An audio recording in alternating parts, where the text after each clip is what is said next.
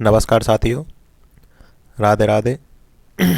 दोस्तों, जो प्री रीट का एग्ज़ाम हुआ था, जो 27 और 28 फरवरी 2025 के दिन कराया गया था, उसके बाद में मैंने आपके लिए हर शिफ्ट की सीरीज वाइज आंसर की आपको उपलब्ध कराई थी। आपने उससे भी अपना जो आंसर की है उसको चेक कर लिया होगा। उसके बाद में अब 2-1 दिन पहले ही बोर्ड के द्वारा ऑफिशियल आंसर की भी जारी कर दी गई। दोस्तों, लगभग वही आंसर जो मैंने आपको बताए थे बोर्ड के द्वारा वही माने गए हैं। लगभग 1-2 क्वेश्चन ऊपर नीचे वो तो होते रहते हैं। हर कोई आंसर की बनाएगा, उससे बोर्ड के 1-2 जो क्वेश्चन के आंसर होंगे वो अलग माने ही जाते हैं। तो दोस्तों, आपने अपनी जो आंसर की है वो ऑफिशियल आंसर की से भी मैच कर ली होगी, यानी आपके नंबर कितने आ रहे हैं ये आपने देख लिया होगा। अब बात आती है कि इसमें पास होने के लिए कितने नंबर चाहिए। तो आप यदि जनरल कैटेगरी से आते हैं तो आपको पास होने के लिए 90 अंक होने चाहिए, यानी आपके 150 में से 90 प्रश्न सही होने चाहिए। और यदि आप एसटी, ओबीसी, एमबीसी इन कैटेगरियों से आते हैं तो आपको पास होने के लिए 82 अंक होने चाहिए। इसके अलावा जो अन्य कैटेगरियां हैं, जैसे नॉन टीएसपी, टीएसपी एरिया हो गया, और तलाकशुदा, विधवा, और इन सभी के लिए अलग अलग जो कैटेगरी वाइज एरिया नंबर का एरिया है वो फिक्स किया गया है। फिर भी यदि आप एससी, ओबीसी, एमबीसी और जनरल के अलावा यदि आप किसी कैटेगरी, अन्य कैटेगरी में आते हैं तो आप मुझे इस वीडियो के कमेंट में नीचे भेज दें कि सर इसमें पास होने के लिए मैं इस कैटेगरी से हूँ, कितने अंक होने चाहिए। तो मैं आपका उस आंसर उस कमेंट का आंसर कमेंट में दे दूँगा। अब दोस्तों, कुछ छात्र ऐसे हैं जिनको पास होने के लिए जितने अंक चाहिए, जैसे 82 अंक या 90 अंक, उतने ही आ पा रहे हैं, फिक्स हैं। यानी जनरल वालों में से बहुत से छात्र ऐसे हैं जिनके फिक्स 90 ही नंबर हैं। कुछ ऐसे हैं जो 90 से थोड़े कम हैं, कुछ ऐसे हैं जिनके 90 से थोड़े ज़्यादा हैं। तो वे अभी डाउट में हैं कि सर क्या नॉर्मलाइजेशन होगा या नहीं होगा, और यदि नॉर्मलाइजेशन हुआ तो कौन सी शिफ्ट को ज़्यादा फ़ायदा मिलेगा। और इसके अलावा कहीं ऐसा तो नहीं होगा कि नॉर्मलाइजेशन में हमारे अंक घटा दिए जाएं, तो हम तो फिक्स जितने पास होने के लिए नंबर चाहिए उतने ही नंबर ला पाएँ, क्या हमारे नंबर घट के हम फेल हो जाएंगे। तो इसके लिए दोस्तों मैंने अलग से ऐसी यूट्यूब चैनल पर वीडियो बना रखी है, आप वहाँ से इन सारी बातों को देख सकते हैं। वहाँ मैंने आपको पूरा डिटेल में से समझाया हुआ है। फिर भी यदि आपके दिमाग में कोई डाउट है तो मैं आपको बता दूं, जो फर्स्ट लेवल वालों का जो एग्ज़ाम हुआ था वो 27 तारीख को फर्स्ट शिफ्ट में हुआ था। तो दोस्तों, नॉर्मलाइजेशन उस के लिए किया जाता है जिनका एग्ज़ाम अलग अलग स्तर, यानी जिनका स्तर अलग अलग हो, और उसके अलावा अलग अलग शिफ्टों में जो एग्ज़ाम हुआ हो। तो फर्स्ट लेवल वालों का एग्ज़ाम तो एक ही शिफ्ट में हुआ था, तो उनका तो कोई चांस है ही नहीं कि उनका नॉर्मलाइजेशन किया जाएगा। अब रही बात सेकंड लेवल वालों की, तो दोस्तों उनका एग्ज़ाम सेकंड शिफ्ट और थर्ड शिफ्ट में कराया गया था, जिसमें सेकंड शिफ्ट में भी एसएसटी वाले और मैथ साइंस वाले स्टूडेंट थे।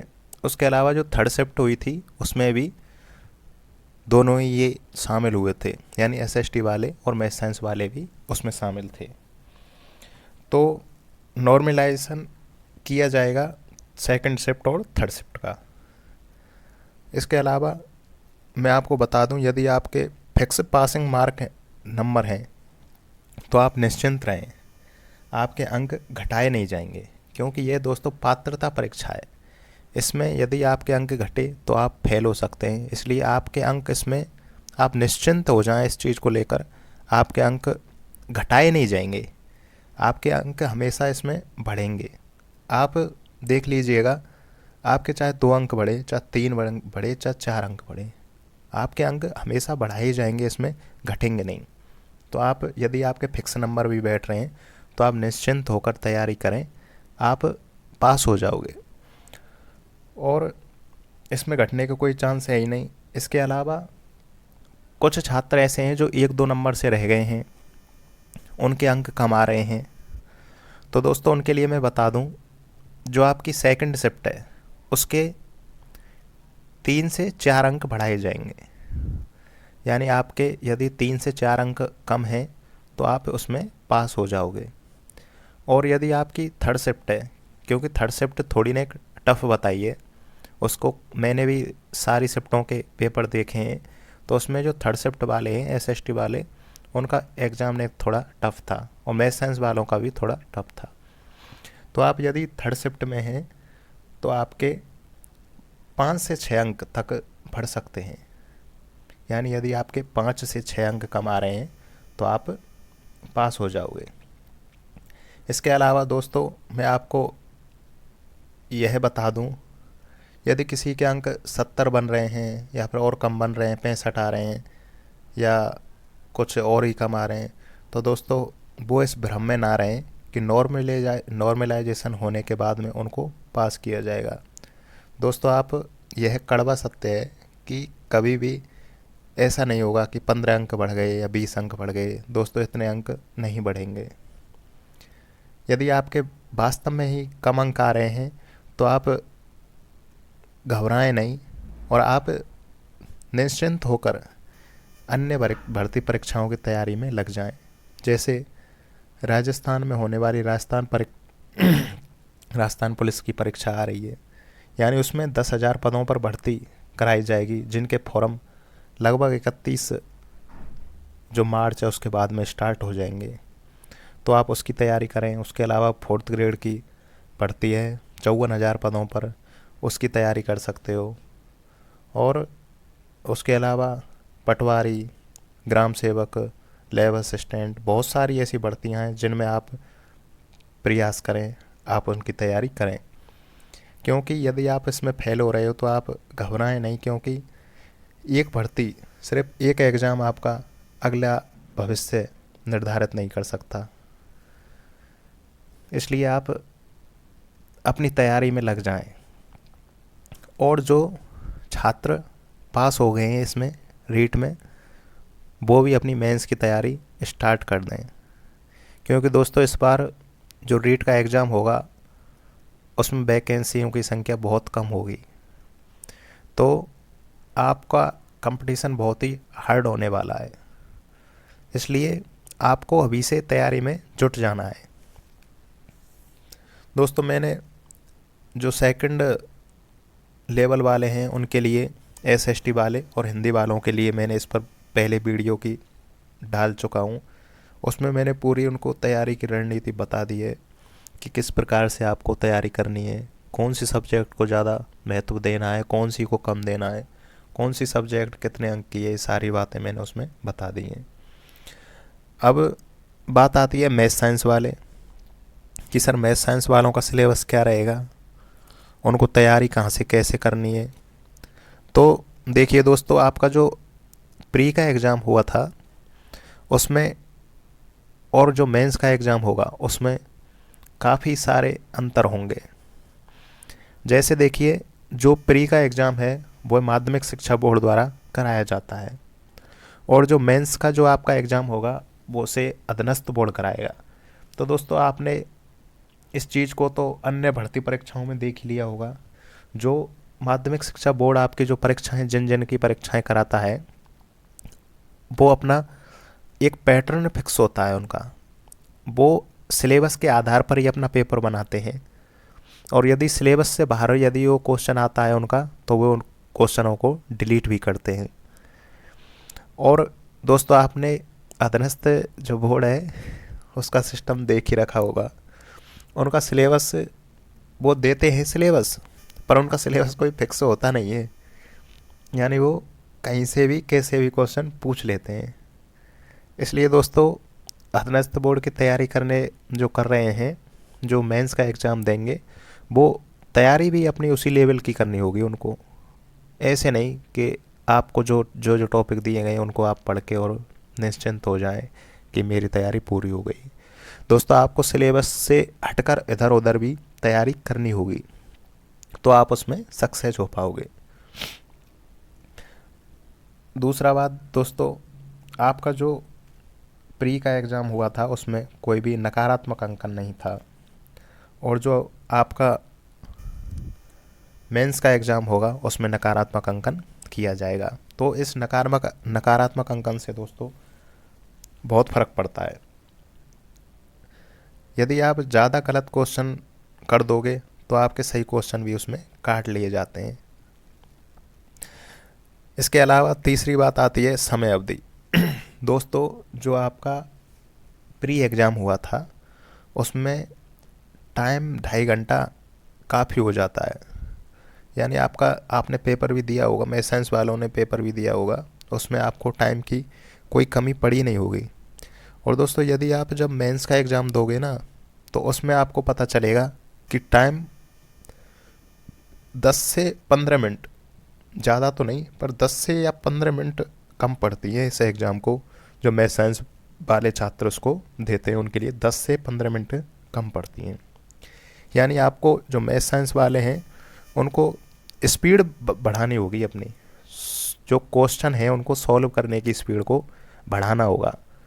मैथ है, साइंस है, साइंस में भी न्यूमेरिकल आ जाते हैं और मैथ में तो सवाल आते ही हैं, तो उनको स्पीड बनानी होगी। और स्पीड किससे आएगी? प्रैक्टिस से। यानी आपको अपना जो सिलेबस है उसको 2 से 3 महीना के अंदर पूरा करना होगा। आप उस सिलेबस को 2 से 3 महीना में एक बार कर लें, उसके बाद में आप उसका अभ्यास बार बार अभ्यास करें। बार बार अभ्यास करेंगे तो आपकी स्पीड बढ़ जाएगी।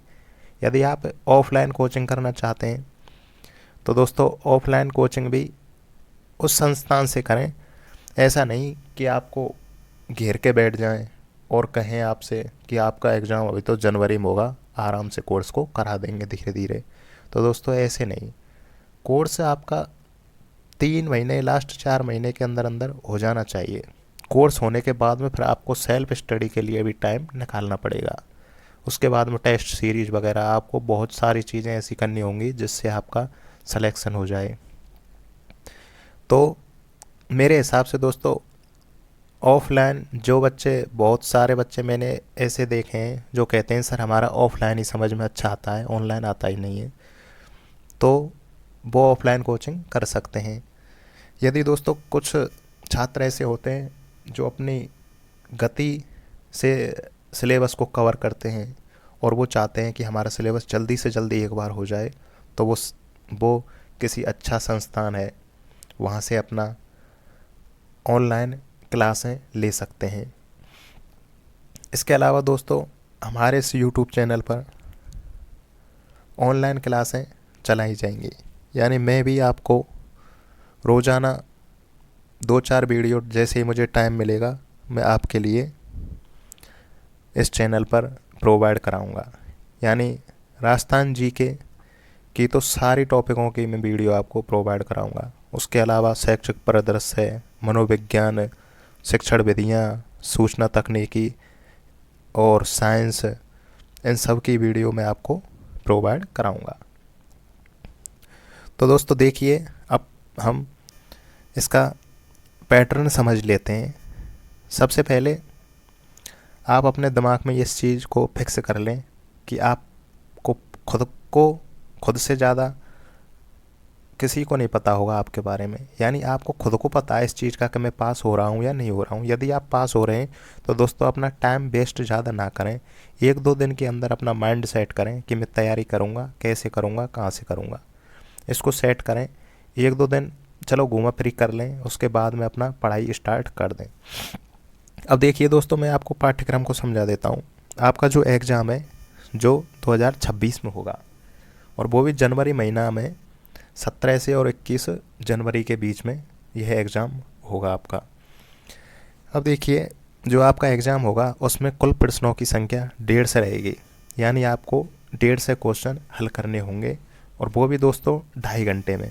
2.5 घंटे होते हैं 150 मिनट, यानी आपको 150 क्वेश्चन 150 मिनट में हल करने होंगे। तो दोस्तों, आपको इस चीज़ को पता ही होगा, अंदाज़ा होगा, आपने और भी एग्ज़ाम दिए होंगे कि जो मैथ के क्वेश्चन होते हैं उनको सॉल्व करने में थोड़ा टाइम लग जाता है। तो आपको इस चीज़ का ध्यान रखना है कि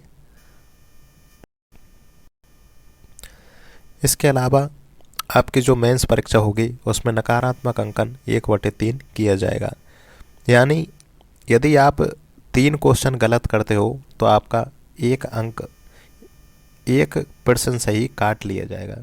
यानी आप 3 क्वेश्चन गलत करते हो तो आपका 1 सही % काट लिया जाएगा, और यदि आप 6% गलत करते हो तो आपके 2% काट लिए जाएंगे। यदि आप 9% गलत करते हो तो आपके 3 प्रश्न जो सही हैं उनसे काट लिए जाएंगे। इस प्रकार इसमें नकारात्मक अंकन होता है। अब देखिए, 150 प्रश्न हो गए, तो 150 प्रश्न कितने अंक के आएंगे और उनका विषयवार अंकवार कितना रहेगा ये आप देख लें। इसमें सबसे पहला है राजस्थान जीके। राजस्थान जीके में राजस्थान का भूगोल, राजस्थान का इतिहास, राजस्थान की संस्कृति यानी कल्चर, और राजस्थानी भाषा, इनसे आपसे 40 प्रश्न पूछे जाएंगे, और प्रत्येक प्रश्न 2 अंक का रहेगा।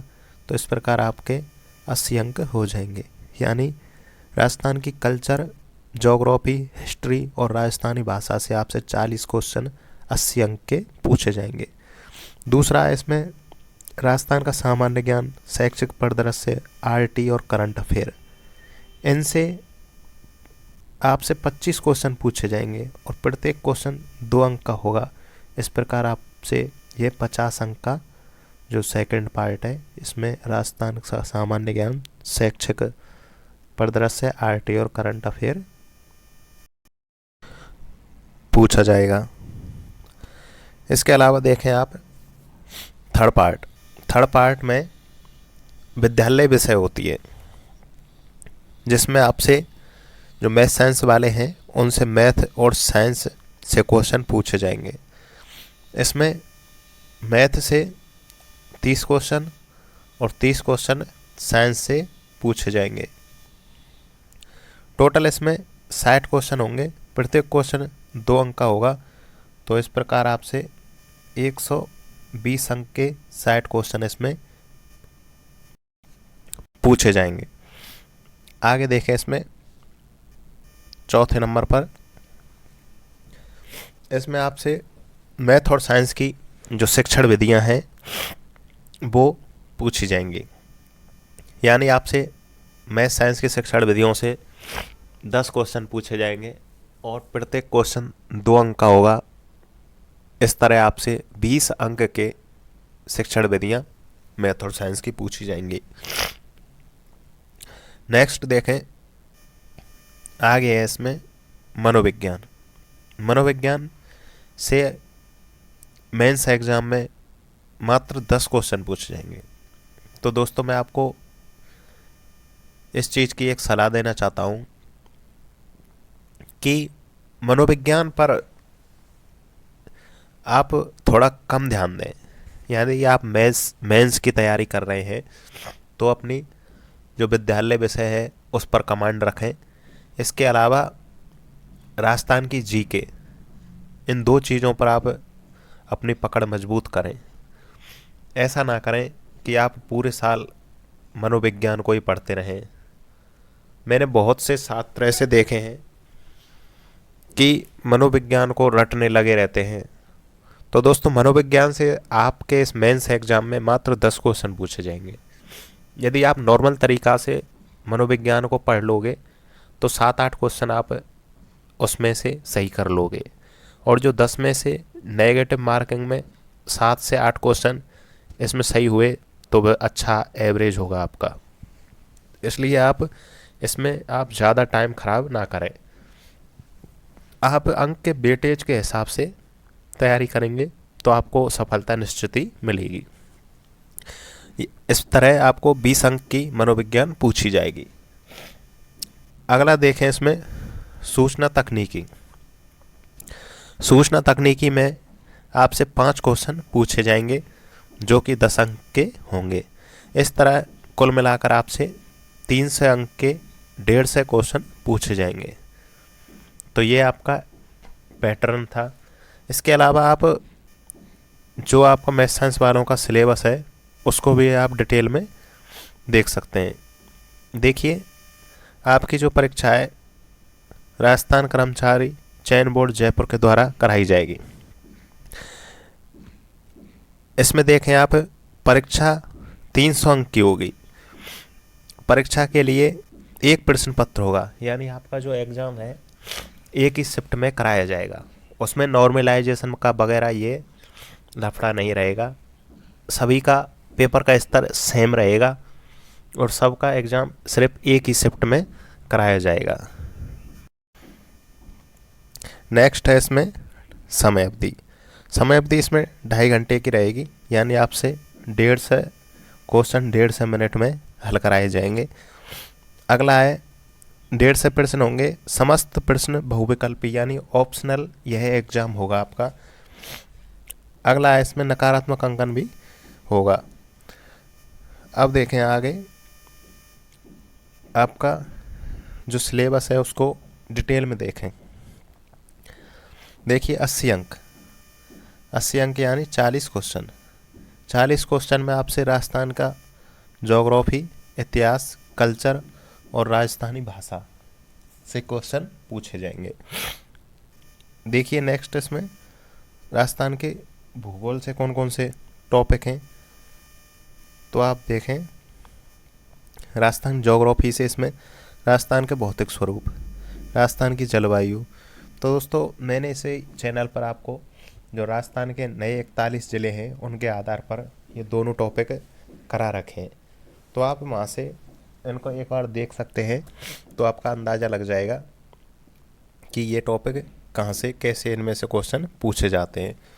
दोस्तों मैंने इसी चैनल पर हर चीज़ को आपको टॉपिक वाइज ट्रिक के माध्यम से कराऊंगा। डेमो क्लास के रूप में आप जलवायु प्रदेश और भौतिक स्वरूप वाली वीडियो को देख सकते हैं, जिनमें मैंने आपको सब कुछ मैप के माध्यम से कराया है। दोस्तों मैं आपको एक चीज़ बता दूं, यदि आप मैप का उपयोग करके जितना इन चीज़ों को पढ़ोगे, यानी ज्योग्राफी को तो पूरा आपको मैप के माध्यम से ही पढ़ना है, जिससे आप उन्हें लंबे समय तक याद रख पाओगे। और आपको ट्रेंड के हिसाब से पढ़ना है। पहला एक टाइम हुआ करता था जब राजस्थान जीके में सबसे ज़्यादा क्वेश्चन इतिहास से पूछे जाते थे, परंतु अब सर्वाधिक क्वेश्चन राजस्थान की ज्योग्राफी से उसके अलावा राजस्थान के कल्चर से पूछे जाते हैं। तो आपको इन सब्जेक्ट पर अधिक ध्यान देना है। आगे है राजस्थान का अफवाह तंत्र। अफवाह तंत्र में नदियाँ, झील, जल संरक्षण की विधियाँ, तकनीक कौन कौन सी, ये सब यहाँ से क्वेश्चन पूछे जाएंगे। अगला है राजस्थान के वन संपदा, यहाँ से आपसे क्वेश्चन पूछे जाएंगे। अगला वन्य जीव अभ्यारण्य, यहाँ से भी क्वेश्चन पूछे जाते हैं। अगला है मृदा और मृदा संरक्षण, इसमें पूछा जाएगा कि कौन से क्षेत्र में राजस्थान के कौन से भौतिक प्रदेश में कौन सी मृदा पाई जाती है और उस मृदा में कौन सी फसल बोई जाती है, उस मृदा का संरक्षण कैसे किया जाता है। ये सारी चीज़ें, मृदा में कौन सी कमी, कौन सी मृदा में किस चीज़ की कमी और अधिकता पाई जाती है, ये चीज़ें इसमें पढ़नी होंगी। इसके अलावा अगला देखें राजस्थान की फसलें। इसमें आपको राजस्थान में जो फसलें बोई जाती हैं, रबी की फसल, खरीफ की फसल और जायद की फसल, उनके बारे में पढ़ना है कि कौन सी फसल कौन से महीने में बोई जाती है, कौन से महीने में काटी जाती है, और ये सब आपको फसलों में पढ़ना है। कौन सी खेती राजस्थान में की जाती है, स्थानांतरण खेती, बालरा, चमाता, धजिया, ये सब चीज़ें आपको पढ़नी होंगी इसमें। अगला देखें राजस्थान की, इसमें जनगणना 2011 की जनगणना आपको पढ़नी है। इसमें भी विशेषकर राजस्थान का जनसंख्या घनत्व, साक्षरता और लिंगानुपात, इन टॉपिकों पर विशेष ध्यान देना है। इसके अलावा राजस्थान की जनजातियाँ और जनजाति क्षेत्र, यानी राजस्थान में कौन कौन सी जनजातियाँ पाई जाती हैं, जैसे भील हो गया, कंजर हो गया, डामोर हो गया, सहरिया हो गया, गरासिया हो गया, ये मीणा हो गए, ये सारी जनजातियाँ राजस्थान में पाई जाती हैं। इसके अलावा कौन से क्षेत्र में कौन सी जनजाति पाई जाती है, जैसे भील हो गए मेवाड़ क्षेत्र में पाए जाते हैं, सहरिया बारां में, और इस प्रकार आपको इन चीज़ों को पढ़ना होगा। और फिर इन जनजाति क्षेत्र हैं, इन जनजातियों की सांस्कृतिक स्थिति कैसी है, सामाजिक स्थिति कैसी है, और इनके रीति रिवाज कौन कौन से कैसे हैं, इनके बारे में आपको इसमें पढ़ना होगा। अगला है धात्विक और अधात्मिक खनिज। दोस्तों यहाँ से ये क्वेश्चन निश्चित रूप से ये पूछा जाता है, और इसमें विशेषकर हमेशा ही से ही एक क्वेश्चन ये पूछा जाता है कि कौन सा खनिज धात्विक है और कौन सा खनिज अधात्विक है। आपने रीट प्री का एग्ज़ाम भी दिया होगा, उसमें भी यहाँ से उनके वर्गीकरण से ये क्वेश्चन पूछा गया था, तो इसलिए यहाँ से आपको इनका वर्गीकरण आना चाहिए।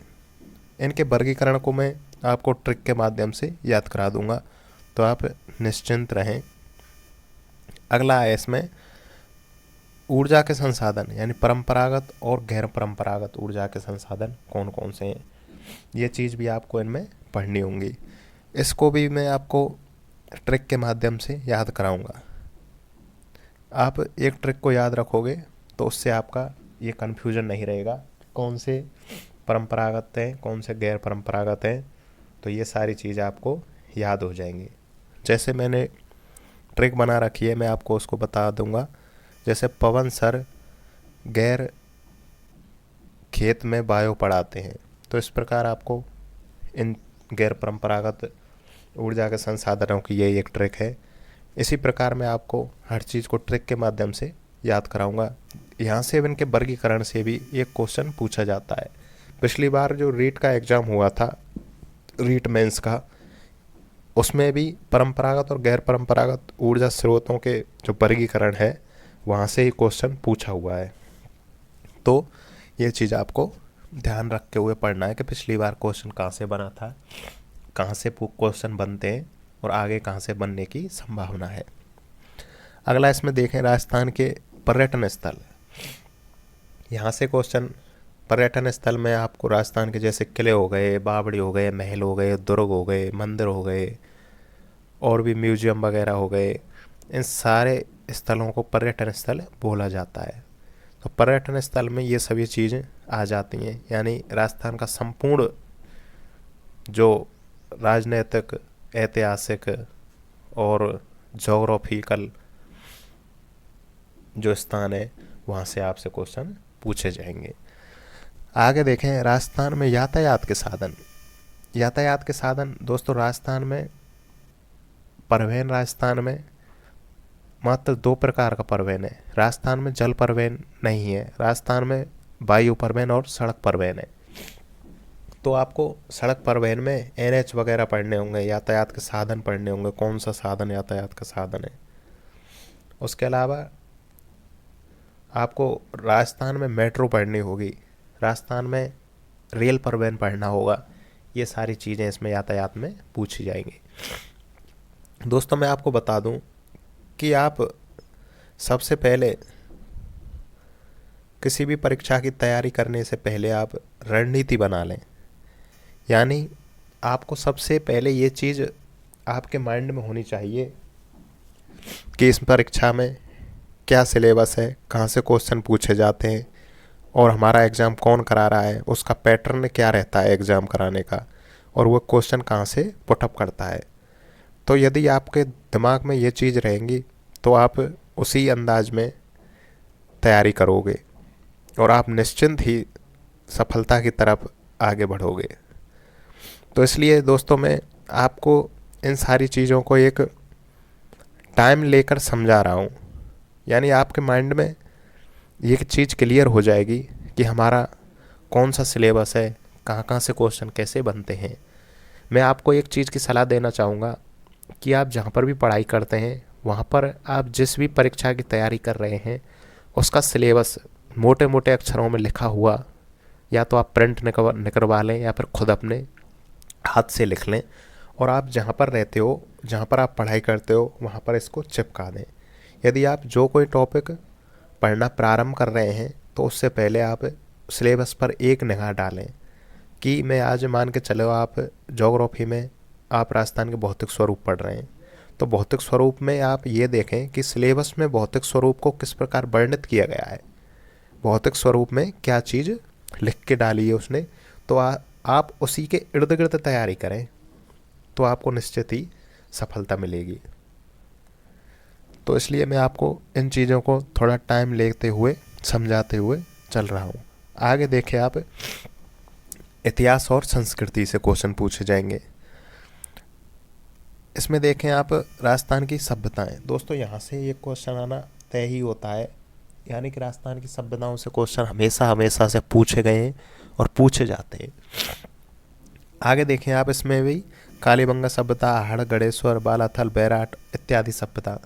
दोस्तों इसमें आपसे पूछे जाएंगे कि कौन सी सभ्यता कहाँ पर है, कौन सी सभ्यता में कौन कौन सी चीज़ें वस्तुएं पाई गई, ये सारी चीज़ें सभ्यताओं से पूछी जाती हैं। कौन सी सभ्यता का कौन से ने उत्खनन किया, खोजकर्ता कौन थे। तो दोस्तों मैंने इसी चैनल पर एक कालीबंगा नामक जो सभ्यता है हनुमानगढ़ ज़िले में, जो इसकी खोज अमरानंद घोष ने 1952 में की थी, जिसका उत्खनन बी लाल और बी के थापर ने 61-62 में 1961-62 में की थी। तो उसको मैंने आपको पूरी डिटेल में और ट्रिक के माध्यम से पूरी एक कहानी बनाकर समझा रखा है।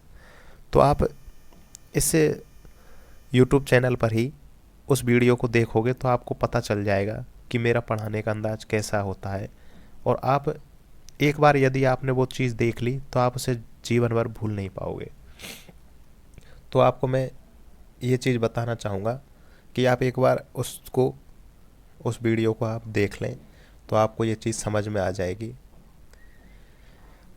और मैं आगे भी इस चैनल पर उसी अंदाज में आपको टॉपिक वाइज यानी रीट मेंस के हर एक टॉपिक पर वीडियो प्रोवाइड कराऊंगा। तो आप सबसे पहले, आप नए हो तो इस चैनल को सब्सक्राइब कर लें और अपने दोस्तों के पास में भी जो मेंस की तैयारी करना चाहते हैं उनको भी शेयर करें। देखिए दोस्तों, उसके बाद में देखें आप राजस्थान के राजवंशों से भी क्वेश्चन पूछे जाएंगे। उसके अलावा राजस्थान में स्थापत्य कला में कला हो गए, किले हो गए, स्मारक, बावड़ियाँ, हवेलियाँ, ये चीज़ सारी इसमें पूछी जाती है।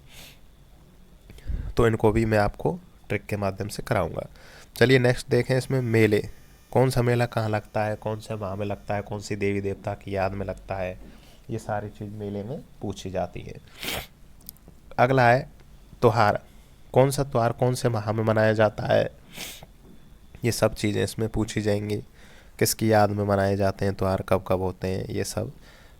आगे इसमें लोक कला, लोक संगीत, लोक नाट्य और लोक नृत्य, ये चीज़ इसमें पूछे जाएंगे। दोस्तों मैंने लोक नृत्यों की क्लास और लोक संगीत की क्लास इसमें डाल रखी है, आप वहाँ से इनको देख सकते हैं।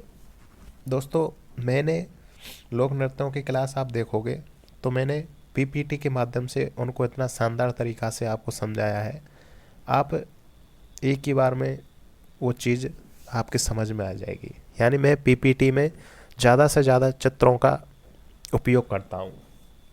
हर लोक नृत्य को पढ़ाऊँगा तो उसमें आपको जो भी उसमें शब्द उपयोग में लिए जाएंगे, जैसे लोक नृत्य में कौन कौन से वाद्य यंत्र हैं तो उसके साथ में आपको वाद्य यंत्रों का चित्र मिलेगा। जैसे लोक नृत्य में कौन सा नृत्य किस प्रकार किया जाता है, उसमें क्या क्या उपयोग में लिए जाते हैं, तो उनको भी मैंने चित्र के माध्यम से उसमें समझाया हुआ है, आप वहाँ से उन क्लासों को देख सकते हो। आगे देखिए दोस्तों, राजस्थान में सांस्कृतिक परंपरागत और ये परंपरा एवं विरासत, यहाँ से क्वेश्चन पूछे जाएंगे। धार्मिक आंदोलन में लोक संत, देवी देवता, यहाँ से क्वेश्चन पूछे जाएंगे। दोस्तों देवी देवता और संत, इनकी क्लास मैंने इसी चैनल पर अपलोड कर रखी है, आप उन्हें वहाँ से देख सकते हैं। नहीं तो मैं आगे भी इन चीज़ों को आपको कराऊंगा। और ट्रिक के माध्यम से हर लोग देवी देवता की माता पिता, पत्नी का नाम, बहन और उनका जन्म स्थल, सब चीज़ उनको मैं याद कराऊंगा। जैसे मैं आपको एक, जैसे पाबू जी को बताता हूँ एक बार। तो पाबू जी की मैंने आपको एक लाइन ट्रिक बताई है, आप उसको याद कर लोगे तो सारे पाबू जी के माता पिता सब कुछ उसमें याद हो जाएगा। जैसे मैंने पदक, पदक बोलते हैं दोस्तों, जो मेडल होते हैं उनको पदक कहा जाता है। तो मैंने आपको बताई थी पाबू जी में पदक तीन का, उसमें 3 बार आता है, पदक तीन सुला दे। इस प्रकार आपको इसमें पाबू जी के सब कुछ याद हो जाएगा। देखिए, पा से हो गया पाबू जी, दा से हो गया इनके पिता का नाम दादल जी राठौर, का से हो गया, का इसमें 3 बार है, तो का से हो गया इनकी घोड़ी का नाम केसर कालमी, इनकी माता का नाम कमला दे हो गया, और इनका जन्म हो गया कोलूमंड में, 3 का ये हो गए। अब सू से हो गया उनकी पत्नी का नाम सुप्याड़ दे, और ला से हो गया इनका युद्ध महमूद लोदी से हुआ था, और दा से हो गया इनकी इन्होंने देवल चारणी की गाय बचाई थी। तो इस प्रकार आपको पाबू जी सारे के सारे याद हो जाएंगे। और दोस्तों, आप इसमें वैसे भी कंफ्यूज नहीं रहोगे, क्योंकि मैंने जो भी देवी देवता की ट्रिक बनाई है उसमें सबसे पहले उसके स्वयं देवी देवता का नाम रखा है, उसके बाद में उसके पिता का नाम, उसके बाद में उनकी माता का नाम, और उसके बाद में उनकी पत्नी का नाम। इस प्रकार मैंने उनके ट्रिक सेट कर रखी हैं। तो आप इन चीज़ों को वहाँ से देख लोगे। चलिए आगे देखें। संत के बाद में हो गया ऐतिहासिक स्थल, हो गया व्यक्तित्व हो जाएंगे, फिर वस्त्र और आभूषण हो जाएंगे। दोस्तों, वस्त्र और आभूषण की मैंने इस पर चैनल पर क्लास अभी ली नहीं है, पर मैं आपको बता दूं, मैं उनको भी आपको ट्रिक के माध्यम से याद कराऊंगा।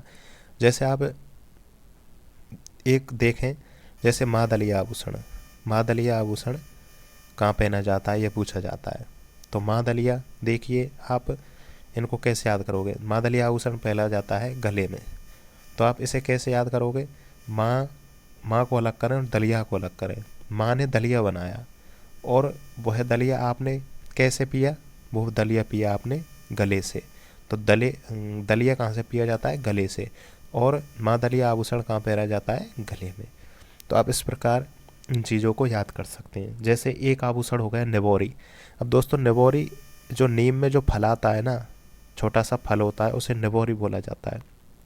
अब देखें, आप इमेजिनर करें अपने दिमाग में, आपने एक नीम की निबोरी ली, निबोरी में दोनों तरफ छिद्र किया, और छिद्र के करके उसमें एक धागा पो दिया इस प्रकार से, और आपने धागा पोकर वो अपने गले में पहन ली, यानी निबोरी में धागा डालकर वो आपने गले में पहन ली।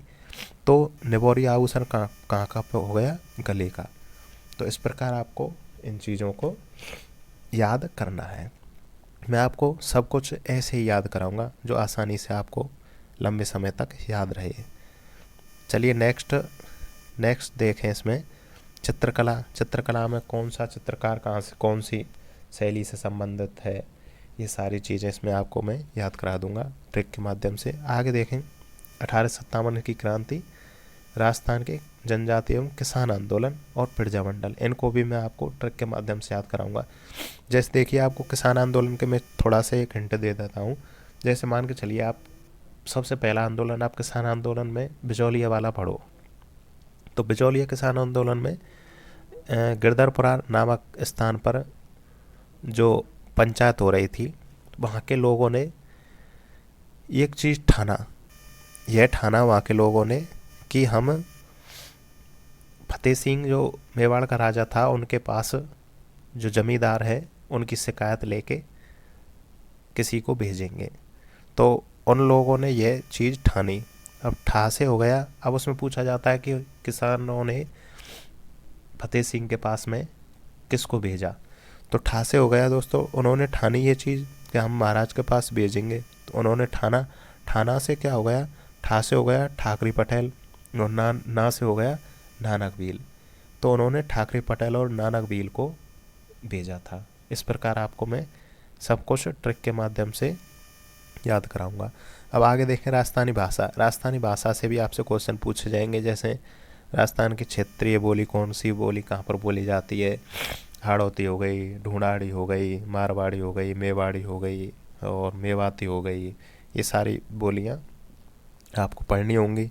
और प्रमुख कृतियाँ, मतलब राजस्थान में कौन कौन सी रचनाएं की गई हैं, साहित्यकार कौन कौन से हुए, लोक संत और संत हैं, इनके कौन कौन से साहित्य हैं, तो यहाँ से क्वेश्चन भी पूछे जाएंगे। अगला देखें हम, 50 नंबर यानी 25 क्वेश्चन यहाँ से पूछे जाएंगे।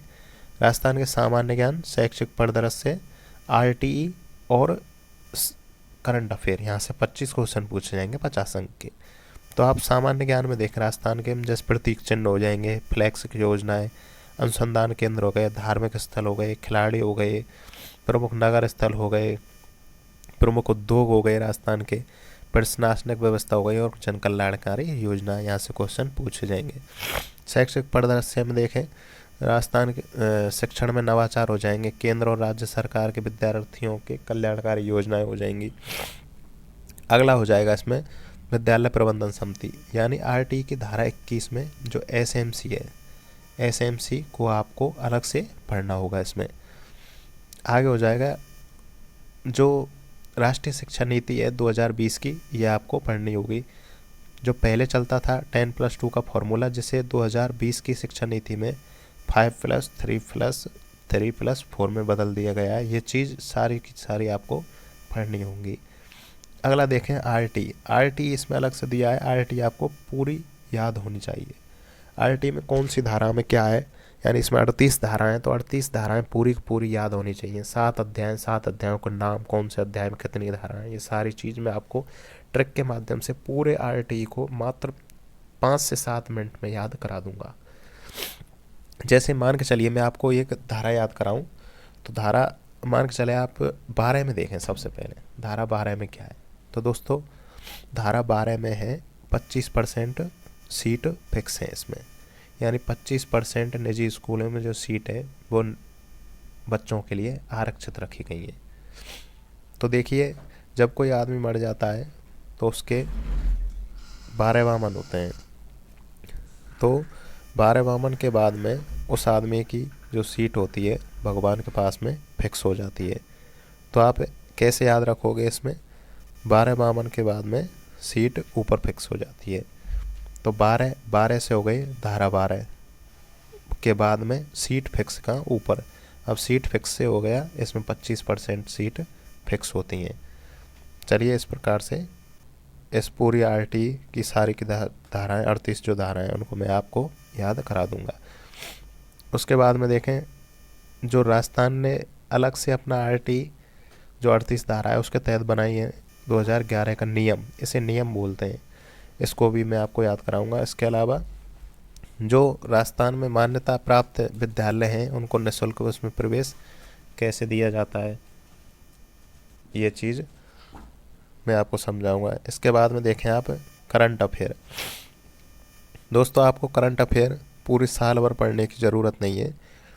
करंट अफेयर की लास्ट में आपको मैं 3 से 4 क्लास आपके लिए उपलब्ध कराऊंगा, जो आपको उनसे ही सारे के सारे क्वेश्चन मिल जाएंगे। तो आपको इस प्रकार से करंट अफेयर के लिए ज़्यादा टाइम नहीं देना है। आगे देखें इसमें विद्यालय विषय। विद्यालय विषय में 60 क्वेश्चन पूछे जाते हैं 120 अंक के। तो आपको इसमें क्या है, 30 क्वेश्चन पूछे जाएंगे मैथ से और 30 क्वेश्चन पूछे जाएंगे साइंस से। अब सबसे पहले देखें मैथ में कौन कौन से टॉपिक हैं। तो मैथ में परमेय संख्या, अपरमेय संख्या, वास्तविक संख्याएं, दशमलव प्रसार, वास्तविक संख्या और ये चीज़ पूछी जाएंगी, घातांक नियम। इसके अलावा दूसरा है वर्ग और वर्गमूल, घन, घनाभ, घनमूल, ये चीज़ पूछे जाएंगे। बहुपद से आपसे क्वेश्चन पूछे जाएंगे, जिसमें शून्यंक, क्षेत्रफल, प्रमेय, बहुपदों का गुणनफल, गुणनखंड, बीजगणित, सर्वसमकाएं, बहुपदों के शून्य अंकों का ज्यामितीय अर्थ, एल्गोरिथम, द्विघात समीकरण, ये चीज़ पूछे जाएंगे।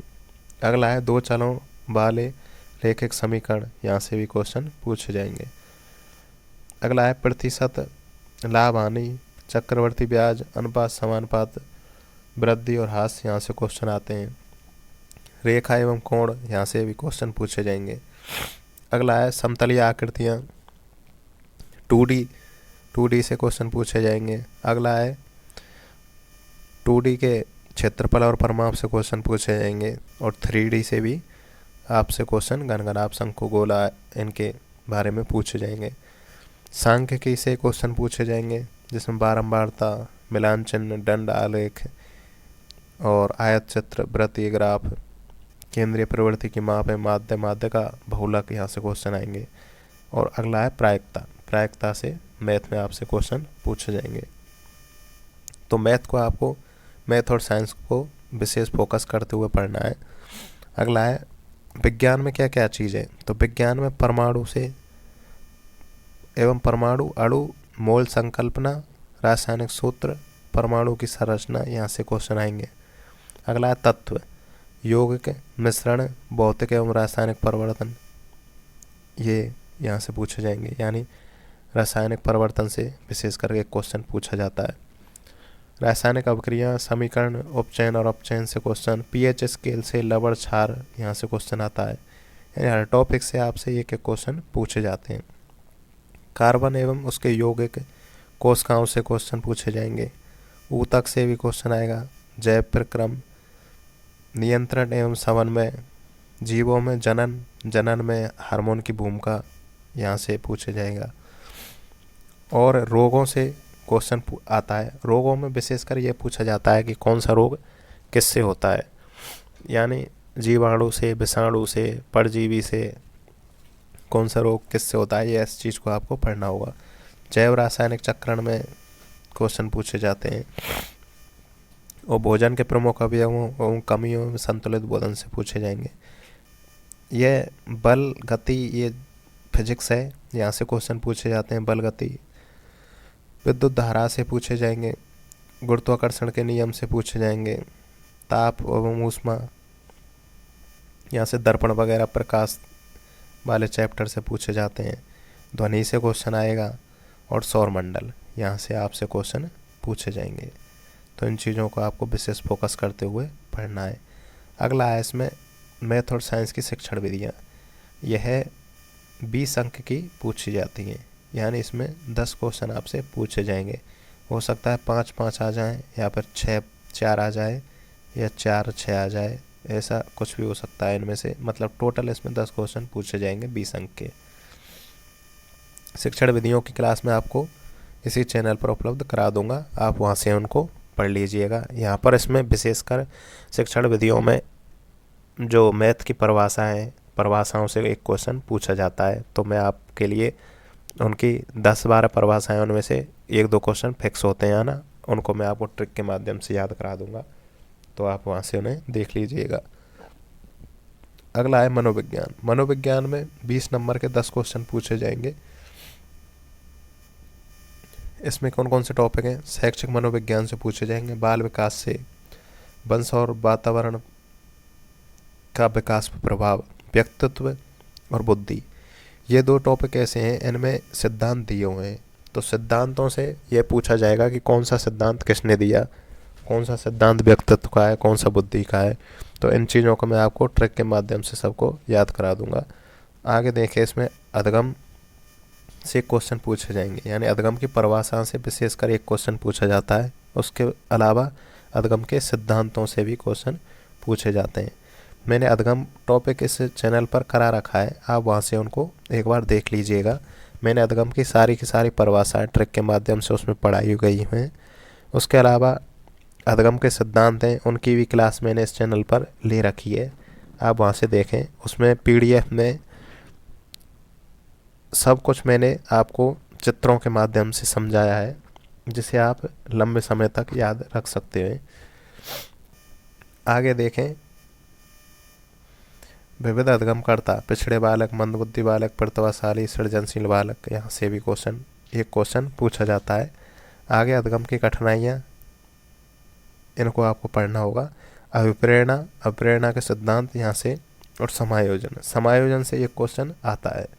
तो आप इन चीज़ों को विशेष ध्यान में रखते हुए तैयारी करें।